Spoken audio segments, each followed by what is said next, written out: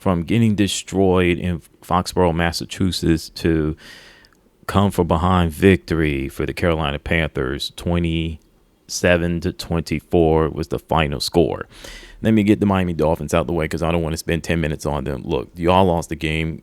I'm looking at the stats. I mean, they got worked in every single category except for winning the turnover battle, but you're not going to win when you have 19 rushing yards, having 9 penalties for 64 yards, especially the ones in late in the second half where that Jones cornerback, he got away with that pass interference on T-Mac, and the two of them, not so much.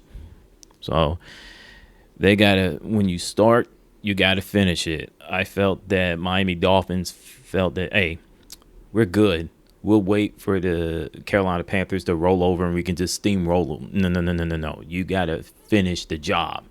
If you look at the Arizona Cardinals game, when they beat up on the Carolina Panthers, they went from doing that, having a 28-3 lead, to nearly losing that game at home to the Carolina Panthers because they went prevent defense. And the thing is, Miami Dolphins didn't go prevent defense, but it seems like the offense just stopped doing its thing. And the defense, they weren't creating turnovers. So better luck next time. Now, as for the Carolina Panthers, that was one heck of a win, man. Come from behind victory. That's what I'm talking about.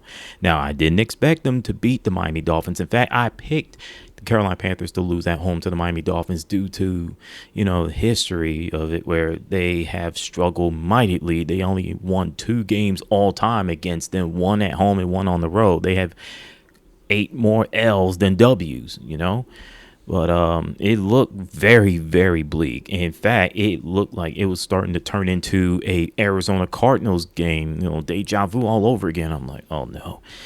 Bryce Young fumbling the ball, and him throwing the interception. He overthrew Xavier Legette. I mean, that's the only time I yelled at the TV, and I'm like, please bench this young man right now because he just don't have it, man. The fact that he's just turning the ball over and giving the opposing teams points off of his turnovers is just frustrating to watch and to see, man. It's just, but he kept fighting. Everybody kept fighting, and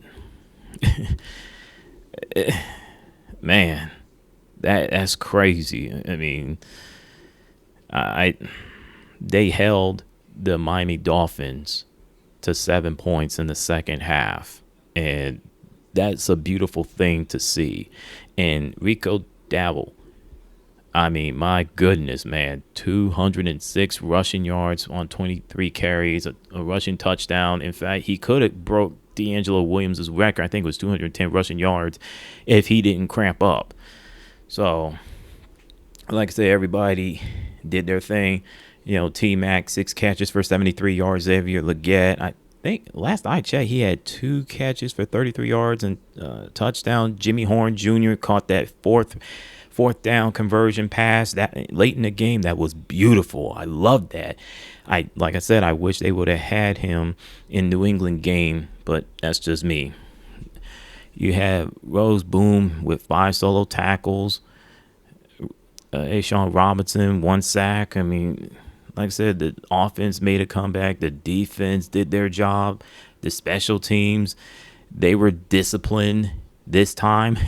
They didn't give up the big plays and everything. Well, there's this one particular play where they allowed the Miami Dolphins reach, I think it was like the 40-yard line or 50-yard line, where the offense scored, took back the lead before Carolina made a comeback and, like I said, took the lead and won the game. So, yeah, there's nothing more for me to say. I mean, if they would have lost the game, I'm talking about Carolina Panthers, I would have looked at the Bryce Young and say he's the sole reason why they lost the game because he gave away, two turnovers and for 14 points. So, yeah. But they didn't. They fought. They kept fighting, and Not to mention they learned something from the Arizona game and like, oh no, this is not going to happen again. We're going to make sure that lightning don't strike twice. So now the Philadelphia Eagles losing at home to the Denver Broncos, that's surprising. Cincinnati Bengals, they better find a quarterback fast because they don't look good. Detroit Lions, they look really good so far. Tennessee Titans getting their first win of the season, which I'm shocked. New Orleans Saints got their first win of the season, beating up on the New York Football Giants. Minnesota Vikings did their job overseas, getting the win over the Cleveland Browns. So anyway, for the Cowboys going to Bank of America Stadium, the last time these two teams met, I think it was last year, if I'm not mistaken. And that's when Carolina Panthers just got dominated at home. It was an ugly thing to see. So this time around, they won't have Micah Parsons. So we'll see how the Panthers offense respond. But I think that they should take advantage of it. I mean, you look at the pass defense for the Dallas Cowboys, it's not very good, And I mean, they look at Miami Dolphins game today. They couldn't stop the run. And I think that the Carolina Panthers should look at the pass defense like, oh, we should dink and dunk. We should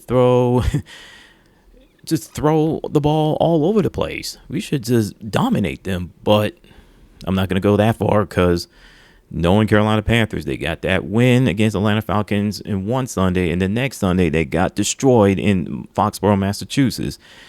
Now we'll see how they respond off of this win at home against the Miami Dolphins. Now they got to play the Dallas Cowboys. So that's a back-to-back home game before they go on the road to take on the New York Jets. By the way, they're winless, 0-5. So with that in mind, throwing y'all salute. What's your thoughts on today's game against the Miami Dolphins and next week's game against the Dallas Cowboys?